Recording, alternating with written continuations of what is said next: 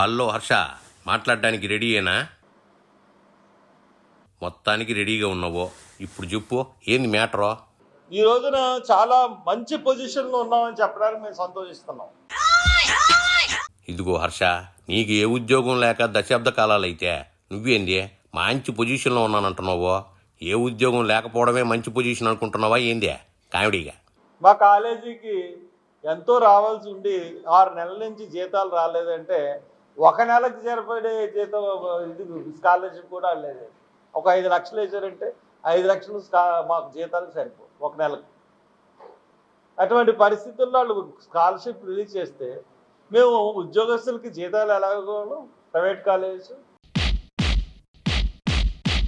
ఏంది హర్షవ్, మీ కాలేజీలకి సర్కారు ఫీజులు చెల్లించడం లేదని బాధపడుతున్నావు?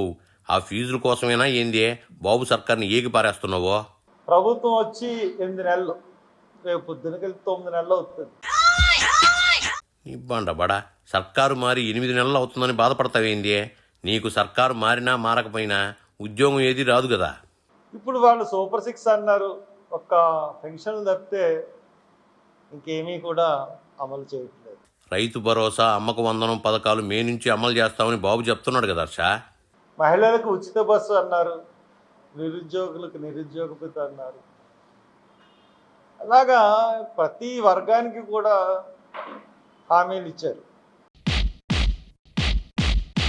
అన్నీ ఒకేసారి అమలు చేయాలంటే ఎవరికైనా కష్టమే కదా, కూర్చుంత ఆలోచించు.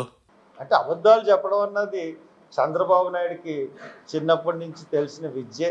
బాబు అబద్ధాలు చెప్పే వ్యక్తి అయితే జనాలు అన్నిసార్లు సీఎంగా ఎట్టా గెలిపిస్తారని టీడీపీ వాళ్ళు అంటున్నారే.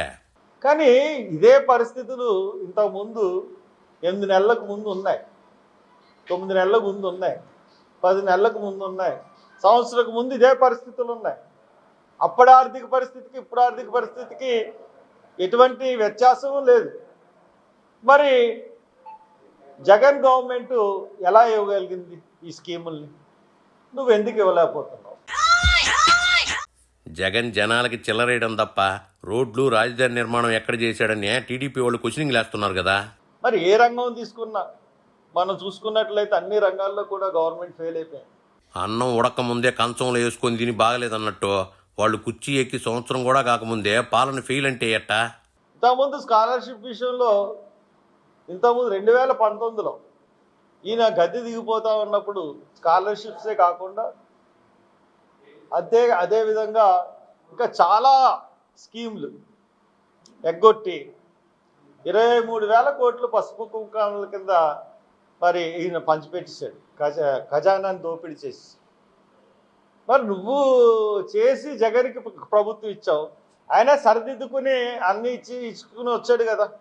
మరి నీకు ఎందుకు చేత కావట్లేదు? అతను ఖజానా ఖాళీ చేసి వెళ్ళిపోయాడు, మరి నువ్వు ఎందుకు ఇవ్వలేకపోతున్నావు? ఇది పూర్తిగా తెలుగుదేశం వైపరీత్యం.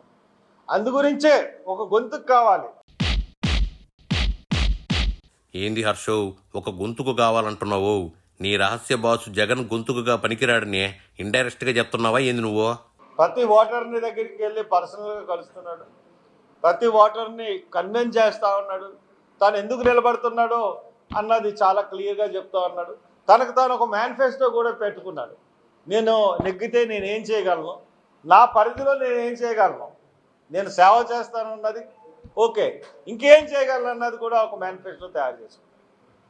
కాబట్టి ఈ అన్ని విషయాల దృష్ట్యా మీ ద్వారా నేను ఓటర్లని, గ్రాడ్యుయేట్ ఓటర్స్ని అడుగుతా ఉన్నాను, తప్పకుండా సుందర్ని గెలిపించండి. మీకు తలలో 4గా ఉంటాడు, మీకు మంచి చేస్తాడు, మీ సమస్యల పట్ల ప్రతిస్పందిస్తాడు. మీ సుందర అన్ని పనులు చేయాలంటే అధికార పక్షం అయి ఉండాలి కదా హర్ష. పార్టీ మద్దతు లేకుండా హామీలు ఎట్టా అమలు చేస్తాడో? ఇంకొకటి ఏంటంటే, మొన్న అసెంబ్లీలో ఆయన మాట్లాడుతూ, మొన్న అసెంబ్లీ సమావేశాల్లో నేను విన్నాను క్లియర్గా, నిరుద్యోగ వృత్తి ఇవ్వడం మొదలు పెట్టామన్నాడు. అయ్యో, నిజంగా నిరుద్యోగ వృత్తి ఇస్తున్నాడా అని చెప్పి నేను చాలా ఆశ్చర్యపోయి చాలా ఎంక్వైరీ చేశాను. అబ్బే, పచ్చి అబద్ధం. అసెంబ్లీ సాక్షిగా కూడా అబద్ధాలు ఆడగలిగిన ముఖ్యమంత్రి ఎవరన్నా ఉన్నారంటే చంద్రబాబు నాయుడు. బాబు చెప్పింది నిరుద్యోగులు లెక్కలు తీస్తున్నామని కానీ వెంటనే అకౌంట్లోకి డబ్బులు కొడతామని ఎక్కడ చెప్పాడో? నువ్వు చెప్పినంత వరకు సాల్వ్ గానే, ఇంకెళ్ళు హర్ష.